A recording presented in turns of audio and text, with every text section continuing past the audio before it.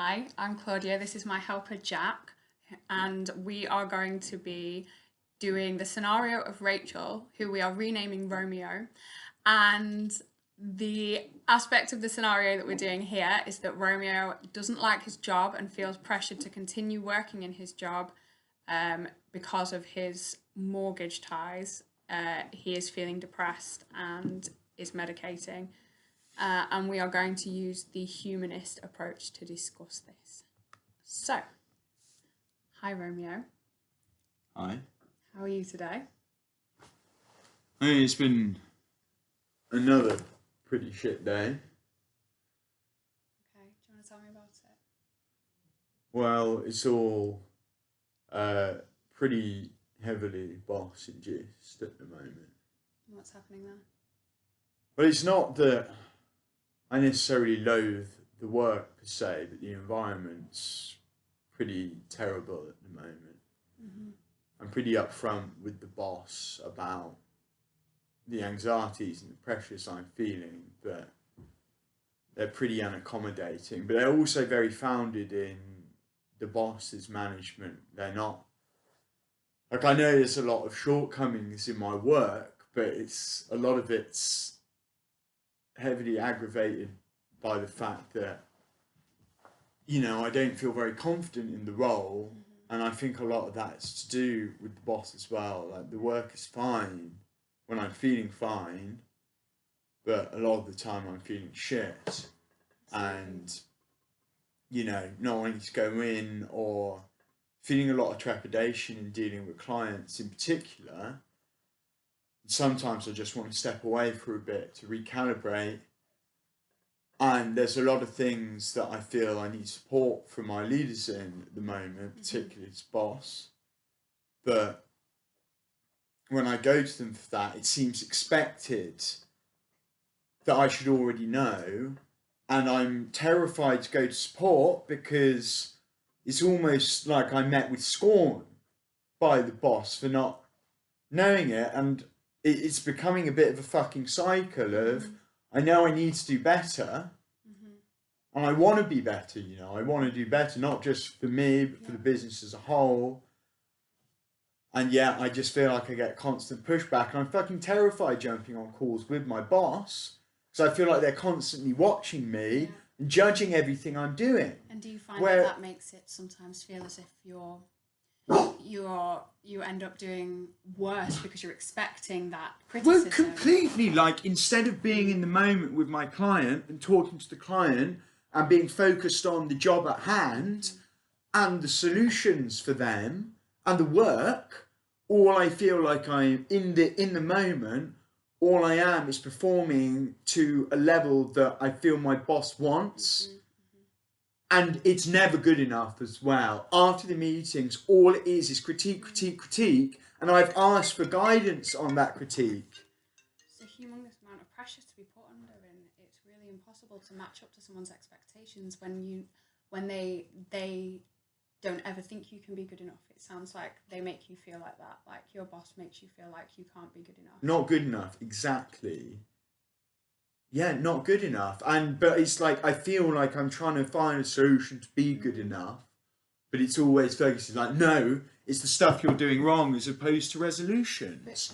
And I shy away from that. Like, I don't want to be constantly in. Do you want to pause it? Okay, sorry for that brief pause. It's so interesting what you're saying, and I understand what you're saying, Romeo, about feeling as if you're constantly trying to find ways to be good enough for this person whose expectations you can never meet. Never. But I would really hope that you could consider just for a second that you are already innately good enough within yourself, and that person, your boss, is putting these stumbling blocks out there to stop you and trip you up and make you feel this way. But whatever he is asking from you, it's external, it's not real, it's not a tangible thing that you can ever meet, because it's a problem within himself. You are good at your job. I was good at my job. Like, I knew I was good at my job, but now I'm not doing my job on a feel like I'm performing, like in the wrong place though, you know? Like there's been zero progress. If anything, I've regressed. And that's because of the relationship that you have entered into, this negative caustic relationship with this person. That is stumbling blocks that are being put in front of your natural progression. But if you were being guided the right way professionally, as a boss is supposed to do, you'd be flourishing as you know that you were doing before this happened. I was. So you are good at your job. You are good at your job. But then, you know, I feel like, what's the solution? Find another job. But I can't find another job at the moment because I don't have the security to make like a transition somewhere else financially. You know, with being at home and trying to self-support, like I can't jump, so I'm caught in this. It's what the old adage of like a rock and a hard place. That's a scary place to be, and those are things that are blocking you again, blocking the way that you feel. And it's like being everywhere you look, there's another thing that's causing you panic or making you feel trapped. You know, you're trapped by your boss in this negative cycle here, like you were saying, and now you feel trapped because of your home pressures, your home conditions. Yeah. And I don't want to go to work. That's exactly it, Claudia. Like, I don't want to go to work because, it's such a horrible environment. And then at the same time, being at home is horrible because I'm trying to stay away from that environment. But then when I'm at home, all I'm worrying about is the pressure of having to be at home, and also the fact that I'm at home hiding away from it. You know, there's no respite from the pressure. Sounds like you have so little time to just be with yourself. You know, you spend so much time worrying, feeling anxious, feeling scared. Completely. That you all just the don't time. have that time to really sit with yourself and just be calm and be still. And I imagine that, you know, sometimes when we're able to have that space, when these pressures are taken off of us, then we just find ways naturally that these problems either become less or more understandable. We're able to gain perspective and see them in different ways. And perhaps you're right. Perhaps you're not able to just step away from your job. You know, there are a lot of pressures. Rent and mortgage is a very real financial pressure that you can't necessarily just step away from like that. But just having that moment to be by yourself, to remove these pressures from your mind, might just help you gain that space to see a new direction, a new way through. Okay. It might not necessarily be to... What are the best ways to try and find those moments though? Because it's a severe swell. Like, I haven't put much time or thought, or I suppose tried to adapt a lack of thought into not thinking about, it's all consuming. You know, it's really, really difficult. I think it can take people a lifetime to work out ways to keep their brain. What are short-term solutions? Because at the moment, like you say, there's not really a quick exit. Mm-hmm. What can I do in the short term to help try and at least alleviate some of the pressure, so I might be able to try and refocus a little bit? Well, I think it might be helpful for you to find ways to naturally sit and be calm and be as calm as possible within yourself as you can, so that some of those, at least mental, internal anxieties, those kind of pressures can be momentarily released. And that's about relaxation, so that you can learn to truly sit within yourself for moments and just try to remove some of those internal blocks. That can be, I think it changes person to person. Things that have helped me in the past are taking on walks, or sleeping, and making sure that I'm eating right. Exercise is a fantastic thing that you can do to calm your brain, get the right endorphins. Yeah, it's certainly some of the time that I feel best is when I can actually muster the energy or the drive to go and do that. Absolutely.